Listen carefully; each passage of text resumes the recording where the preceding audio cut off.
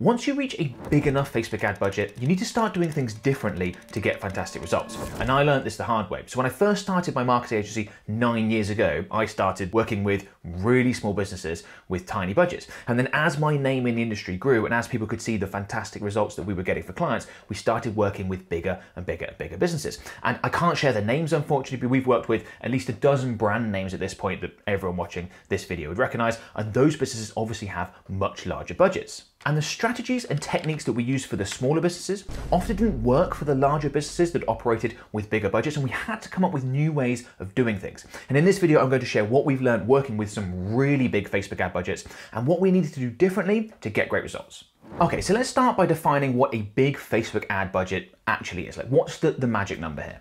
For me, a big Facebook ad budget is anything over $100,000 per month. Now, if you've just started advertising on Facebook, that might sound like the largest number ever. If you're advertising a long time, maybe that's less than you're expecting. That'll depend on, your experience and where you're at and who's watching this video. So what I'm about to share applies to all budgets over that 100K per month mark. And obviously the larger that budget then goes on from there, the more and more important a lot of what I'm about to explain becomes. So the first thing, it's actually quite an obvious one, is targeting. When you're advertising with big budgets, with really large budgets, you need to advertise to more people. Otherwise you run into all sorts of issues. I'm going to cover those because you can run into those issues anyway, but you'll definitely run into them if you've got a small audience and you've not got your targeting set up correctly. So when it comes to big Facebook ad budgets and anything larger than that, we're nearly always using open targeting or something close to it, an interest targeting option to a large population that's really broad, and we've got detailed targeting expansion turned on, or we're using Advantage Plus Audience where Meta has the ability to advertise to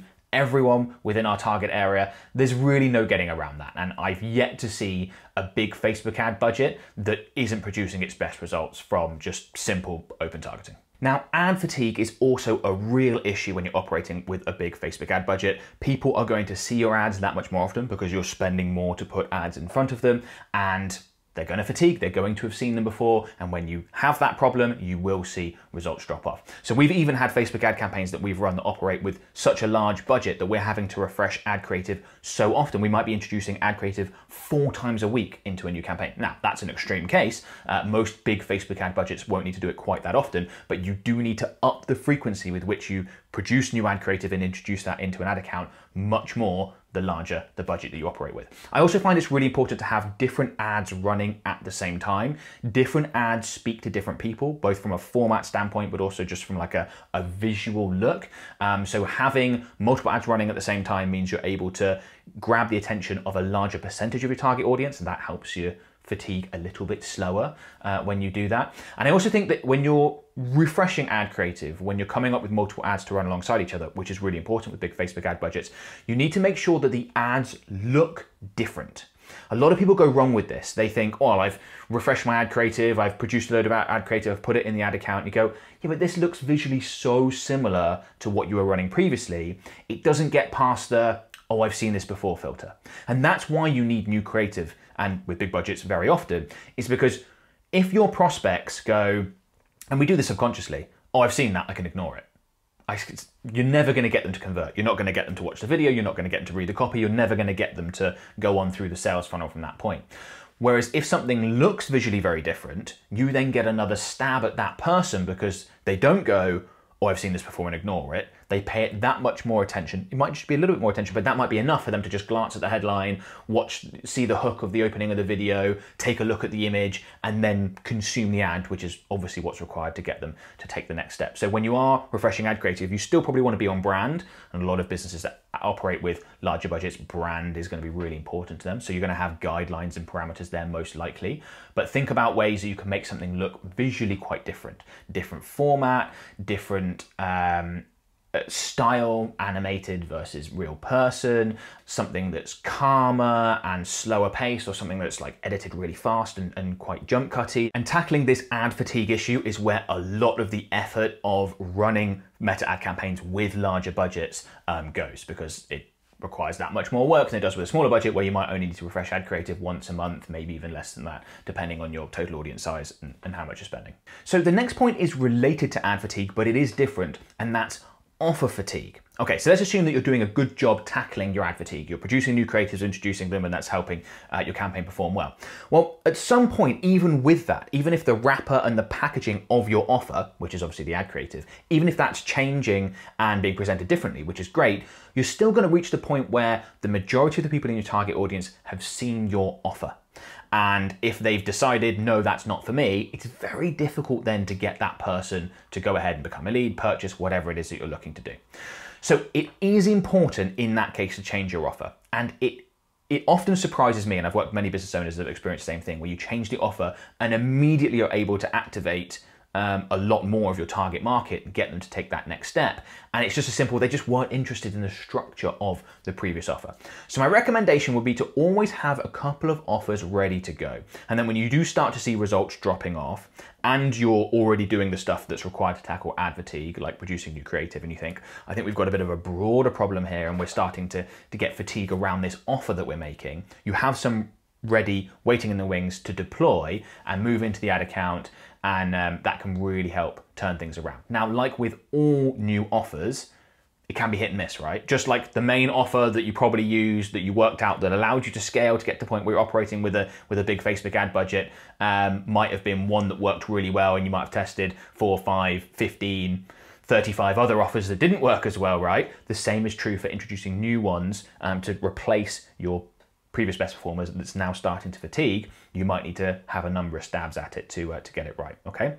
So there's a few different ways that I would think about changing your offer, because a lot of people think that could be something really drastic, like changing the whole service structure or the products or something like that. And I've got some options here that I want to describe that are for simpler offer changes than that, okay? So obviously, if you're not already, you could introduce something like a discount, or if you are using a discount, you could change the structure. So instead of it being a percentage discount, you could try changing it to a buy one, get one free, a 3 for the price of 2, buy this thing and get this extra thing as a free gift. These are quite similar variations on what might be your existing offer, which is say a 20% discount. But again, remember, the offer structure will speak to different people, just like different types of ad creative will, and you might be able to activate people and get them over the line and they feel like they're getting something different. Another good way of changing up an offer, particularly for service-based business, would be some sort of guarantee. You could do this with product-based business as well, but most commonly applies to service-based businesses. If you've led before with, look, we're fantastic, here's why you should work with us, all the reasons why, you could introduce a guarantee, a good way of mixing things up, and people go, oh, okay, yeah, I can't really lose by purchasing that thing. I can't really lose by working with them, because either I get the outcome I want, or I get my money back, or they keep working with me till I get it. There's many different ways to structure a guarantee.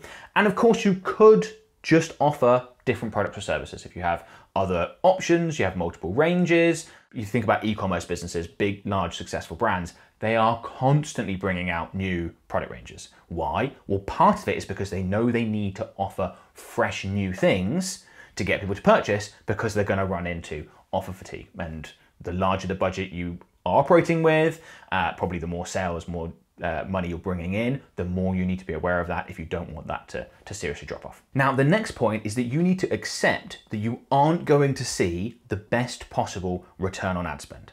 So any business that's spending more than $100,000 a month, and definitely as you go higher than that, they would see better results if they scaled their budget way back down. Let's take a business that's spending $1 million a month on Meta ads right now. If they reduce their budget to 5% of that, to $50,000, they would see a better return on ad spend. But they don't get to benefit from scale. Okay, so I'm going to give you a couple of examples to help explain this properly. So let's say you're spending $10,000 a month and you are getting a 10x return on ad spend, which is fantastic. So you're spending $10,000 on the ads and you're generating $100,000 in revenue from that ad spend. Brilliant. And let's say you scale your ad spend up from $10,000 a month to $100,000 a month.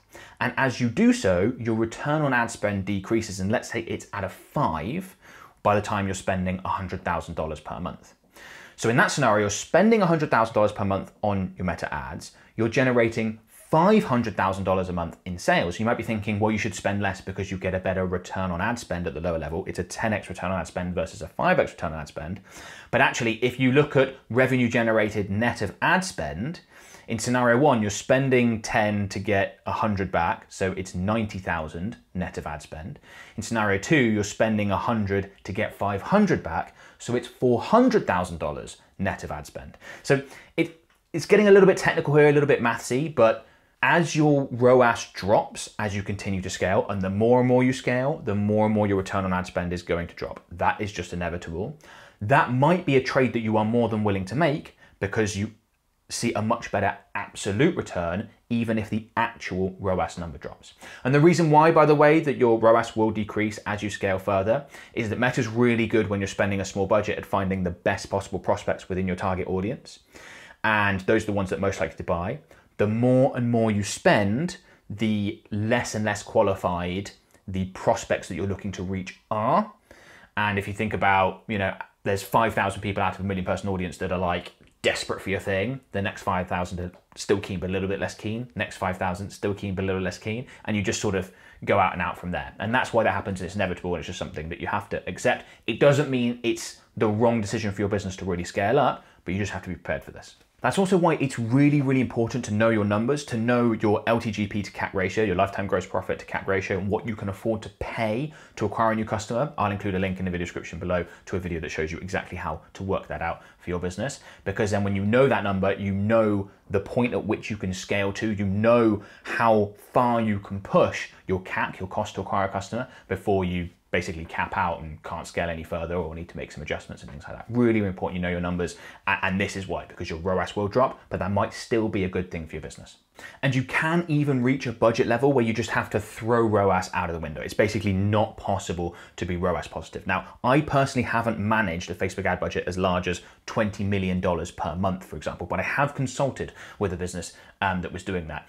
And return on ad spend, a positive return on ad spend in that scenario is basically impossible. I wouldn't even try. And I'll explain why that happens, right? So if you think about the return on ad spend that we see within our ad account, we're spending money, we're giving money to Meta, we're putting ads in front of people, and we're looking to generate revenue back from that. But the only revenue that is generated from those ads that is trackable and will be included in your return on ad spend is revenue that is generated within 7 days of someone clicking on an ad, or 1 day of someone viewing an ad, assuming that's the attribution setting used, by the way, 7-day click, 1-day view, which is the maximum. Some people operate with small attribution windows than that, like 1-day click, in which case it's only the revenue generated within a day of someone clicking on your ad that will be included in your ROAS number. Well, these really large companies with monster budgets in the many millions, they're not looking to get their money back in 7 days. They know that's not really possible. Let me give you an example. Let's say it's like a large car retailer, like manufacturer, retailer, whatever. One of the big car brands, right? They've got huge budgets, and you'll see a lot of their ads on Meta. They know that if they put an ad in front of someone, they're not likely to buy a new car from them within 7 days. I mean, that's completely unrealistic. And they're okay with that. They're trying to put an ad in front of someone that shows them about a new model, let's say, that's got really cool new features, that person then might go, oh, that's really interesting. Next time I want to get a new car, which might be next month, but could also be a year, could be 5 years, I will think about buying it from that brand. That's the game that they're playing. And that's kind of why with the larger businesses with really big budgets, where they have the longer time horizons, you kind of just have to throw return on ad spend out the window. I've talked before about a lot of brands like Coca-Cola when they're advertising. They are not going to see a return on ad spend directly from the ads they run. It's not like someone sees an ad and they go and buy, they might directly go and buy some product, but they're buying like a can of Coca-Cola, a bottle. They're not going out and buying enough to cover the ad spend, but that's not their game. They're like, we'll get you to buy a little bit. We're going to remind you that we're here. Next time you go out for dinner, whatever, you order a Coca-Cola, and maybe you buy a whole case of it when you're next in the supermarket, and maybe we get you in the habit of drinking one of these a day or a couple of these a week, and that's their long game. So again, something that you need to be aware of if you're operating with monster budgets is when you really, really get that high, sometimes you just gotta, even huge budgets, sometimes you just gotta throw ROAS out the window. I think it's a no-brainer for businesses operating with big Facebook ad budgets and larger to use some sort of higher quality tracking software to help improve the quality of the data that they're generating to assess the performance of their Facebook and Instagram ad campaigns. Now, larger businesses with bigger budgets tend to have more going on when it comes to marketing. Like I speak to a lot of smaller businesses where basically their whole budget is just, their whole marketing is just Facebook ads, right? Bigger businesses, that's not going to be the case. They're going to have other social media platforms. They might have offline ad campaigns running. They've got huge customer databases where there's email marketing going on. There might be SMS marketing. There's all sorts. And it can become really quite difficult to work out, okay, which channel generated a sale, which channel generated a lead here. And I've used this example before, but I'll quickly repeat it here because I think it's really valuable, where If someone, let's say, clicks on a Facebook ad, remembers the brand name but doesn't purchase right away, then they Google that brand name 2 days later, come through to the website organically, doesn't purchase but signs up to the 10% discount pop up on the website and is then added to the email list, and then they're emailed 2 days after that and they go ahead and purchase from that. Like, which channel gets the purchase in that scenario? Is it the Facebook ad campaign? Well, that was important. Was it the organic Google search? Well, that was important. Was it the email list? Again, that was important. They all had a say in it, which one gets the attribution. So I think with larger companies with more different marketing channels going on, it's very easy for data to be wrong, to be overrepresented in a Facebook ad account. So you're much better off using some sort of high quality third-party tracking software. As a business, we use HiROS. That's what I recommend. There's an affiliate link in the description in case you want to check it out. It is expensive, but for businesses with larger budgets, it's well worth it, right? If you're spending $30 a day on ads, I wouldn't recommend it. I don't think it's a good idea. But we use it. I think it's good software. That's why I recommended it, not just because there's an affiliate link. If you are operating with a bigger budget, these things become a tiny percentage of your overall spend and therefore make more sense because of it. Larger Facebook ad budgets also allow for much faster testing. So this is not something that we did when we first started working with businesses with larger budgets, but we quickly learned out that this was very important, is that you need a testing plan. So with smaller budgets where it takes a lot longer to test, you can decide to test one thing, and as that test is coming to a close, you can think, okay, what's the next thing we're going to look to test and move on through it. But you really need to be ahead of the game with larger budgets, because you can sometimes find out the results to an experiment, to a test, in less than a day. So unless you know exactly what you're going to be moving on to, you can be in trouble, you can waste time, and you can waste budget. So before you start running something, I would recommend creating a testing plan of like, right, we're going to test this, and then this, and then this, and then this. Now, you do need to review that as you go along, because there might be, you know, the results from test number 2 might mean that you now don't need to run test 6 or 7 as you go through it.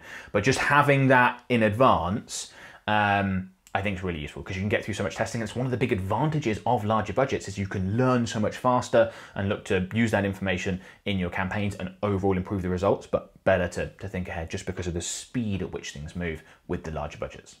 Okay, so this next point might be the single most important point in this whole video. And that's that I don't think I've worked on a meta ad campaign that is spending more than $1 million a month on Facebook and Instagram ads that hasn't had a celebrity involved, either as an external paid influencer. If you think of like luxury watch companies, right? They'll always pay like sportsmen or something like that to demonstrate their products, and they're just paid for that ad effectively, or to be able to use their imagery and wearing the product, things along those lines, okay? Or actually as someone who is involved in the business. So we've worked with a number of businesses where a celebrity, an influencer, is a partner, is one of the owners of the business. And I don't think I've worked on a campaign spending more than $1 million a month that hasn't had someone in one of those 2 roles. And there's a couple of reasons for that. Firstly, it's really hard to get to the point where you can spend that sort of budget and have it be profitable and work for your business if you don't have that celebrity endorsement.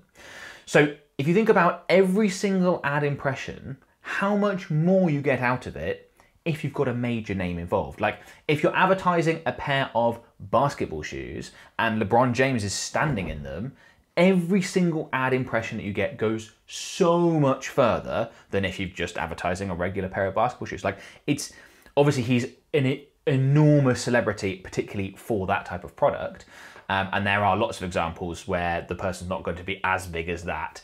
But to reach those high budget levels, we just see it happen again and again and again, because it makes the campaign so much more effective. It's really difficult to get there if you don't have something like that as a competitive advantage. And to say that it improves performance is a massive understatement. Like, it can massively improve performance. That influencer celebrity endorsement can just be huge. It could improve your return on ad spend by more than double, more than 3 times, just with that one change alone. Now, obviously, that doesn't make much sense for smaller businesses. Like, let's say it costs you $100,000 to get a major influencer on board to help you promote your products and services and to get them to feature in your ads and record your video ads, for example, something that we've done quite a bit of. If you're spending $10,000 a month on ads, that's your budget, it makes no sense at all. Like, the economics doesn't work. But if you're spending $1 million a month, $100,000 as a one-off fee to get someone, and for that price, you would be after a real massive player in your space, maybe the biggest person in your space. if you're spending that sort of budget, then it basically becomes a no-brainer. It's 10% of your ad budget for 1 month, and you can probably run that campaign for a year. So the more and more you spend, the more and more it just is a no-brainer to get someone involved. Now, I've thrown around some really large numbers there and some, a couple of big names. You can, of course, start with significantly smaller influencers that cost a lot less. Now, the impact's not going to be as big, but they cost a lot less. So there are places where someone operating with a $10,000 a month Facebook ad budget can absolutely work with influencers and get them to feature in their video ads, but they need to be smaller and cost less. I'm just saying, for those campaigns that get to the really high budget levels, the huge Facebook ad campaigns, over $1 million a month, they just basically always have a really recognizable, well-known name, either in that industry or broadly involved, and that is helping with performance and allowing them to get to that scale. So something you should definitely be thinking about if you're looking to get there, and as you scale, think about working with bigger and bigger and bigger names to help you achieve the ROAS numbers that you need to achieve, and achieve that cost to acquire a customer that you need to achieve when operating with really, really large Facebook ad budgets. Okay, so this next one I really, really like, and not a lot of Facebook advertisers do it, which I think is silly because it can really help improve performance and it's not very difficult to do. And that's to take whatever it is that you offer, take your whole target market and break that down into smaller subsections and then tailor your messaging for each subsection. So businesses that get to big Facebook ad budgets and beyond, they often have products or services that have mass appeal. Otherwise, you can't get to really high budget levels if you're offering something that's really niche, right? There's just not the audience size to support it. And because of that, they fall into the trap of therefore advertising to a really broad audience. I don't think that's smart. You'd be much better off breaking it down. So I'll give you an example. Let's say, for example, you are selling running shorts. Within the running shorts market, there are lots of different subsections. You could have people who do cross-country running. You could have people that do track running. You could have people that do road running for marathons. You could have people that run in the winter, people that run in hot conditions, etc., etc. Now, you offer running shorts, but you could create separate ads for each one of those groups, and you will get a much better response rate. Let's say for winter and summer shorts, you might need different pairs because there's different thicknesses, whatever. But for cross-country running, marathon running, and track running, it could be the same product.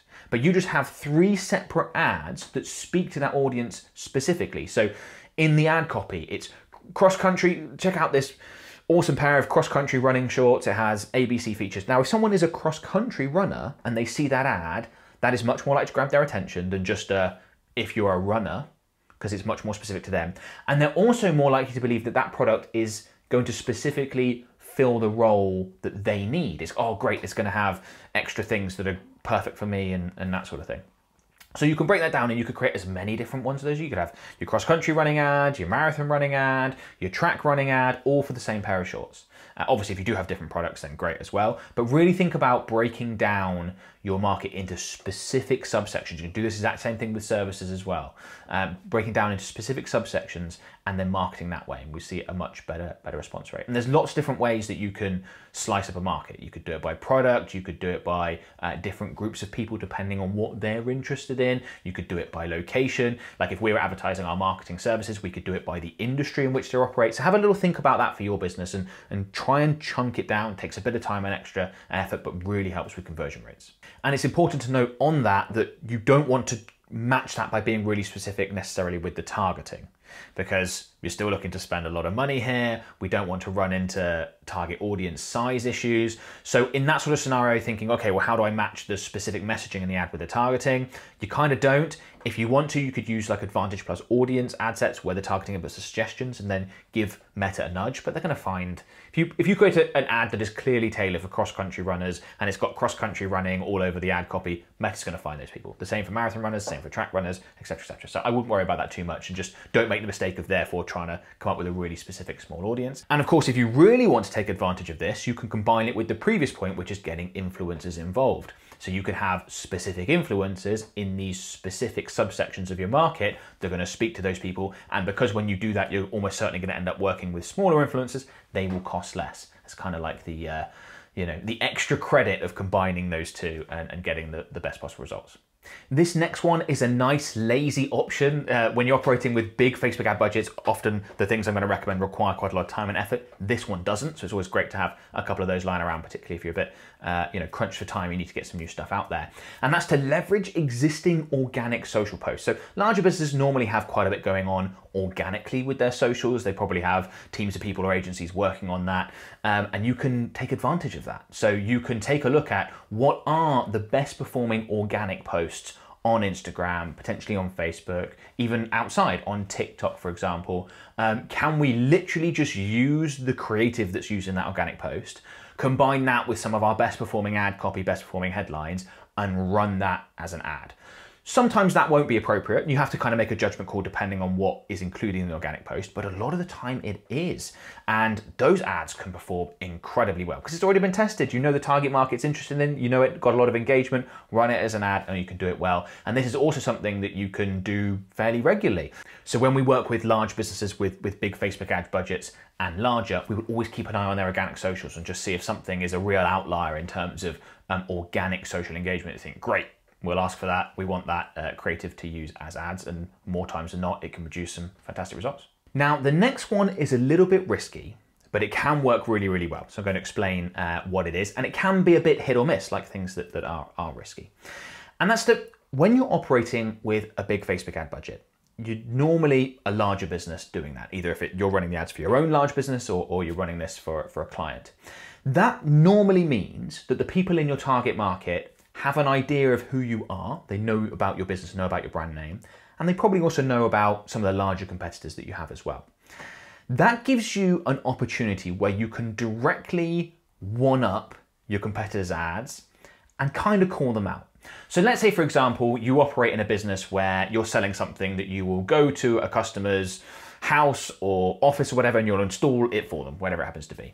And let's say your competitors are running a lot of marketing campaigns and they promise installation within 3 days, where you can put directly in your ad copy, even as your headline, something like, we don't guarantee installation in 3 days like the other guys, we do it in 24 hours. Now, as I said, if you've got a big competitor that's been running ad campaigns and running marketing campaigns where they're really pushing this whole 3-day installation as a part of their offer, as a big selling point, and you come in with something like that, that can work really well. It is hit or miss because if the target audience has not seen much of your competitors' ads and not really aware of their offer, then it probably won't land. But if they have, then this can work well and is a lot of fun. I probably wouldn't recommend explicitly naming the competitor in your ad copy headlines, although that's not really a question for me, that's a question for your legal team to see if you get away with something like that. And provided they're big enough and they've done enough marketing, you won't need to. But yeah, but something that's a bit fun, like I said, a bit risky. You could get a competitor of yours not very happy with you for doing this, but you know, this is capitalism. We're operating in a competitive marketplace, and sometimes you can poke a little bit of fun at your competitors, especially if your offer obviously beats them and you can one up them, and you know, the 3-day versus 24-hour installation would be a good example of that. Now, this next one might surprise you, and that's that when you get to big Facebook ad budgets and beyond, campaign structure doesn't really change. I think that's one of the things that people expect to change the most when you start spending a lot more is, oh, okay, we need to do things differently from a campaign structure standpoint. And that's not really true, particularly with Meta's algorithmic targeting now, taking care of a lot of our ad set level stuff and leaving us to focus more on ad creative and offers and things like that you may well have seen in my other videos. Yeah, campaign structure doesn't really change. Now, there's often more going on with larger budgets because you have a larger budget, so you can get away with running more ads and more campaigns because you can test more, and that's absolutely fine. Also, large companies often just have more to sell, so you might have more campaigns because you've just got more products and services that you're selling than when you're operating with a business with a smaller budget. You usually have less to sell.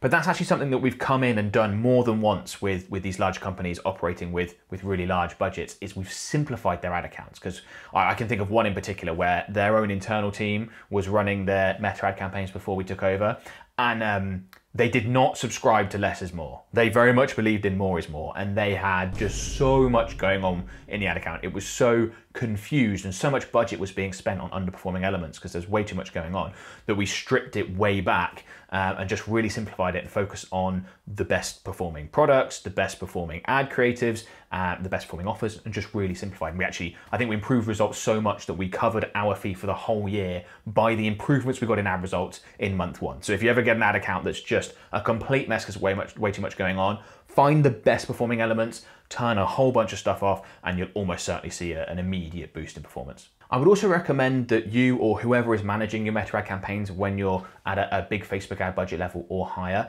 is checking your ad account all the time, multiple times per day. Things can go wrong much faster with larger budgets. If something gets disapproved and now all your ad spend is being spent on other ads that don't perform as well, you're going to waste money faster because simply you're spending that much more. One of the issues that we often run into with larger budget accounts is that the budget's just not being spent. Meta can sometimes struggle to keep the delivery consistent. You might come in and create new campaigns or introduce some new ad creative to help get there. And with larger businesses with bigger budgets, we've often found that that's really important to them. They really want to make sure that a certain amount is consistently spent, that targets are met around budget, around reach. And with smaller businesses, that's less of a concern. Usually they're usually more concerned about return on ad spend, but with bigger businesses, that is important. So whoever's managing your campaigns when you're operating at those higher budget levels, they've really got to be on top of things and just head off issues because they can happen that much faster because you're spending more. And along those lines, you want to shift budget to performance more quickly. So if you've got high performing elements, underperforming elements, if you're in an ad account multiple times per day making adjustments, you can go ahead and go, right, underperformers, these can go. Let's shift budget over to this, it's working really well. Let's take advantage of our winners. That's a time frame that I would never recommend you operate using with smaller budgets, but with bigger budgets, you can make adjustments multiple times per day sometimes if you've got conclusive data that allows you to make a shift. And you really want to be moving things around and make sure budget's not wasted, but also making sure that you really capitalize on the winners because they don't last forever. Now, my final recommendation is to not run your ads yourself. Like when you're spending $1,000 a month on meta ads, it makes sense to run them yourself, to learn that skill and to run them yourself. But if you're spending more than $100,000 a month on your meta ads, unless you are an undeniable expert in meta ads and you're doing this, all day, every day and have done for years, you should not be running your ads yourself. The numbers at that point make it a no-brainer to either hire exceptional talent and bring that in-house. It can be done, but those people are hard to find. Or you just hire one of the best Facebook ads agencies in the world, like this one, and we'll manage it for you.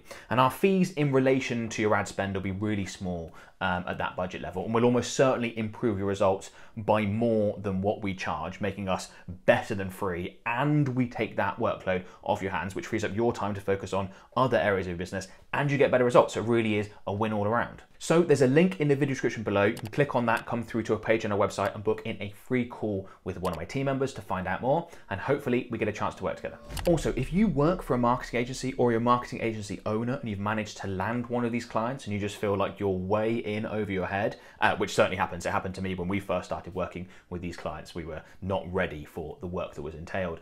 My agency can do the work for you. We can handle the deliverables, and often at this scale, it makes sense for everyone. So if you're in that position and you're thinking, we could really do with some help with this, feel free to book a call and we might be able to work something out. If you enjoyed this video, please go ahead and subscribe, and I'll see you soon.